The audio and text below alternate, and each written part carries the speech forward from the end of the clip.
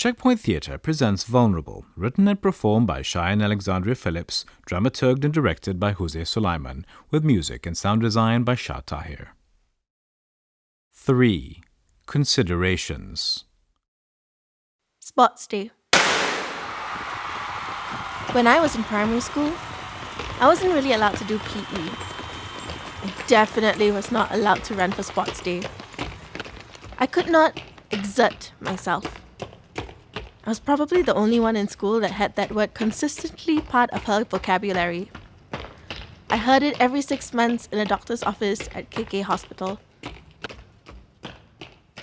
One day, I got fed up. I decided that I wanted to try out for Sports Day.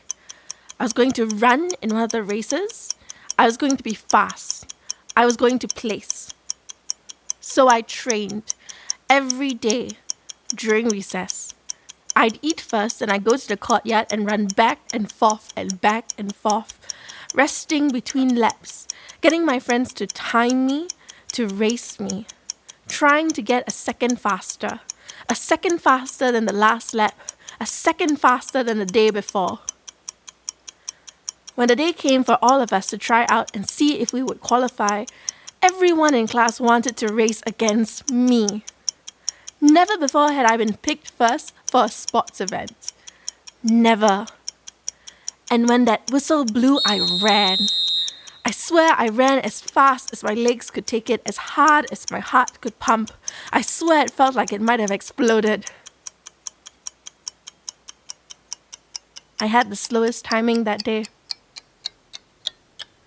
Turns out, everyone wanted to race me because they knew they could run ahead and beat me.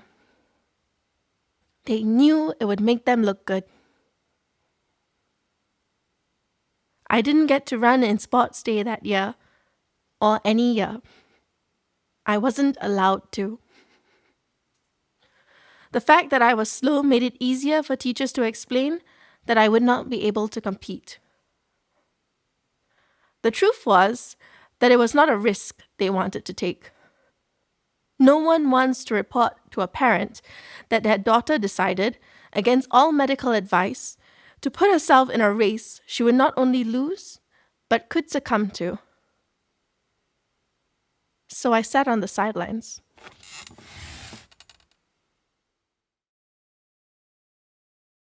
Poster child.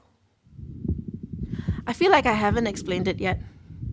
The heart has 4 chambers, right? You've got your right and left atriums at the top, and right and left ventricles at the bottom.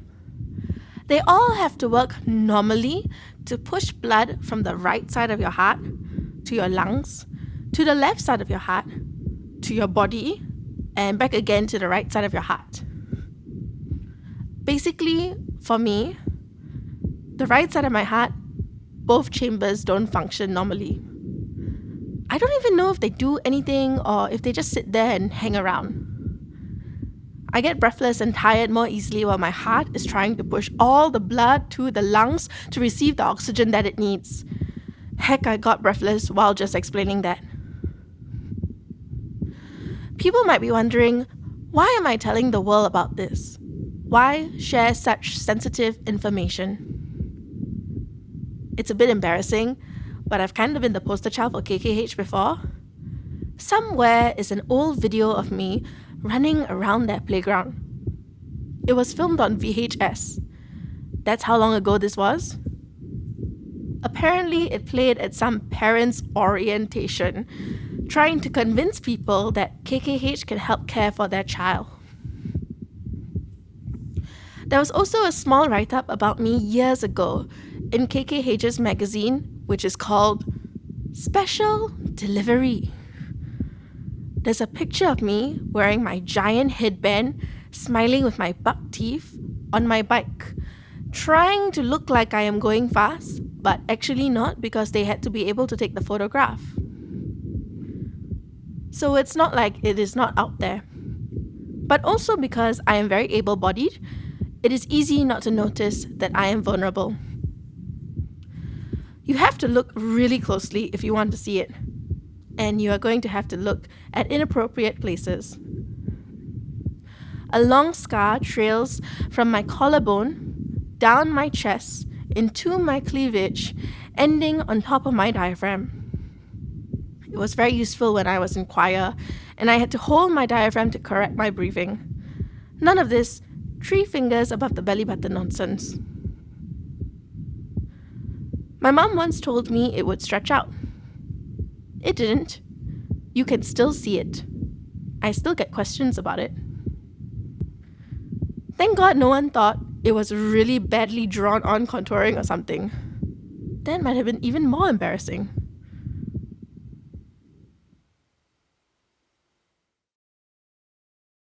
Roxanne at the airport.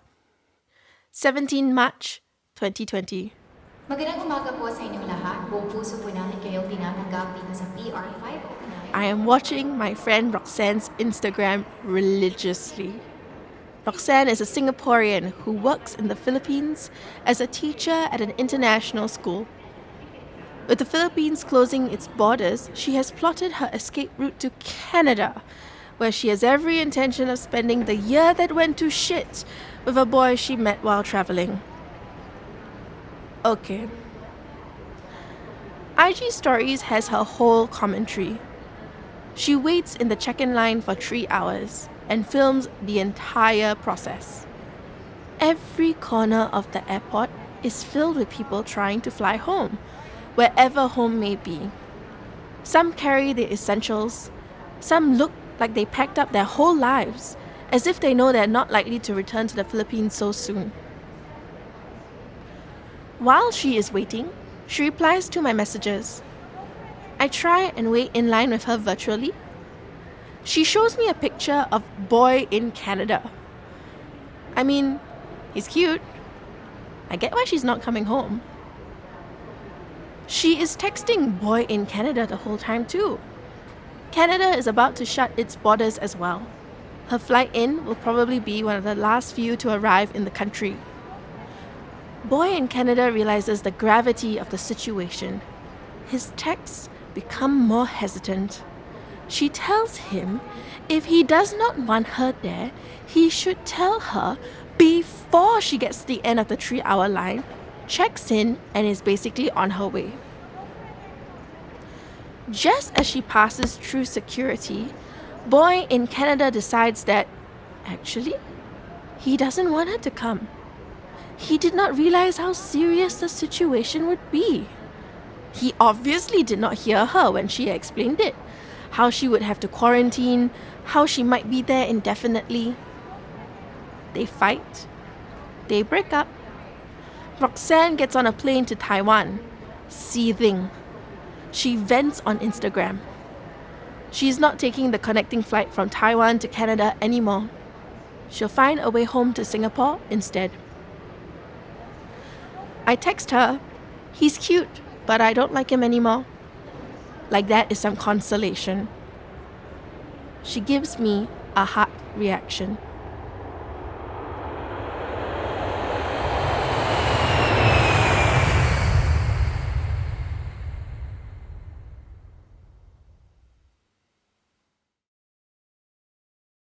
Childbearing age. The first time I was told I was of childbearing age, I was 20. It was a regular checkup, maintenance work. Really, just a very expensive hello. In the room is my cardiologist. She has a student from Duke NUS Medical School sitting in on the session. I won't lie, he was going to be a good-looking doctor. After going through test results and establishing that everything was okay, she leaned over her desk, excited, and asked, "Are you considering having children?" This was 2 minutes after she wrote down in her doctor's scribble handwriting that it was my second semester at university. I bet she couldn't even read it. That's why she had to ask. I told her I was too young. She persisted. I looked at her and said, "You know it needs 2 people to make a baby, right?" Mr. Good-looking, soon-to-be doctor laughed. At least consider it, Cheyenne. I considered the fact that being of childbearing age was not the only condition needed to bear a child.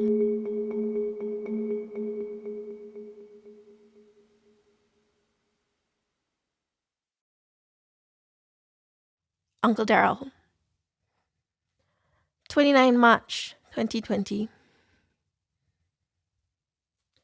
Today, we found out that Uncle Daryl died over the weekend. He had a heart attack in his home. Dad went to help make arrangements. Uncle Daryl was not a blood relative, but we grew up with him.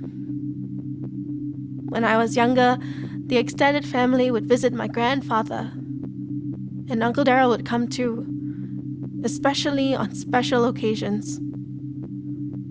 I don't remember him missing a birthday or a big achievement. His funeral is in 2 days. With only 10 people allowed to attend, I'll be missing it. My mom, my sister, and I will be staying home. I check in on my cousin Mark. He was closer to Uncle Daryl than I was. I text him that I'm not going. Cases are too high. He says he'll represent those who cannot be there. I write Uncle Daryl a poem. I don't know if I could keep it together if I had to read it aloud. It is my way of memorializing him, since I'm not going to the funeral. It is the least I can do to say goodbye.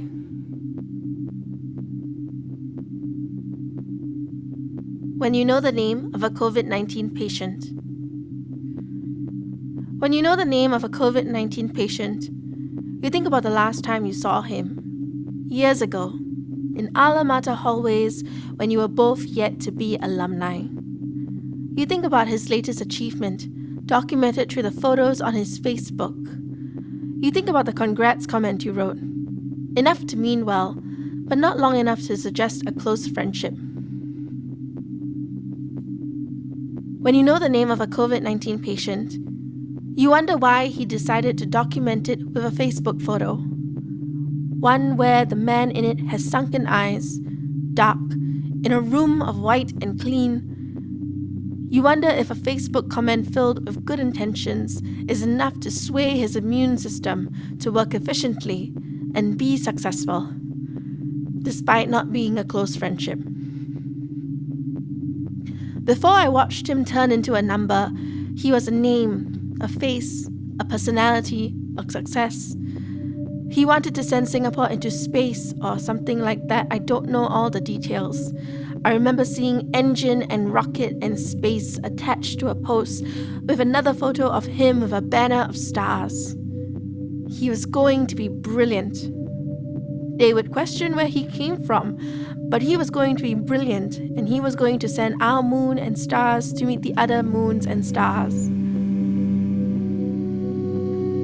When you know the name of a COVID-19 patient, it is no longer just a photo he has posted, but an admission, a warning that brilliance is not enough to keep you immune.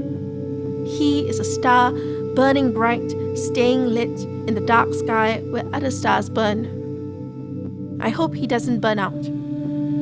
I hope his success in career is contagious, that he will have success in isolation. My mother asked, when was the last time I saw him? It's been years, Mum, but I still keep tabs on constellations I am lucky to have once called friends.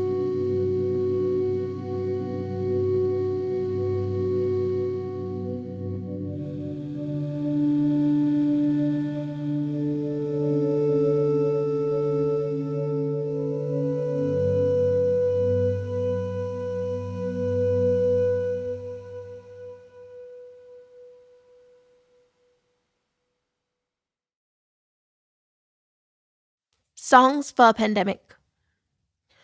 Ring around the rosy, a pocket full of posies. Ashes, ashes, they all fall down. Mom sang this at the dinner table one night. There was no reason. She said she was reminiscing about schoolyard games. This was one of the songs the girls in her school used to sing during recess. Playful, filled with laughter. I say, Mom, you know it's about the Black Plague, right? Ring around a rosy refers to the rashes infected people had. A pocket full of posies. Posies were believed to cover the smell of sickness and death. Ashes, ashes. Many of the dead were cremated. They all fall down. Death came for anyone with the plague. Mom exclaims, "It is a terrible nursery rhyme." I think about how powerful the Black Plague must have been for us to remember it in song.